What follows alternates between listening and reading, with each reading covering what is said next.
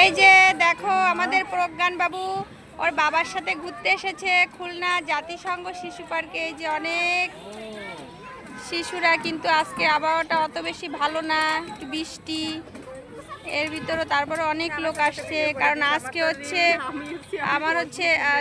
আজকে হচ্ছে শুক্রবার, তো তাই মোটামুটি অনেক লোকই আসছে। এ হচ্ছে আমাদের প্রজ্ঞান বাবুর বাবা, এই প্রজ্ঞান বাবুর মাকেও একটু দেখায় দিই।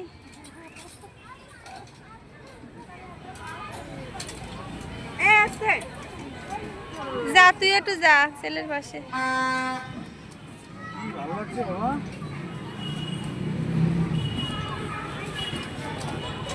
প্রজ্ঞান বাবুর বাবা চলে আসলো মাকে একা রেখে।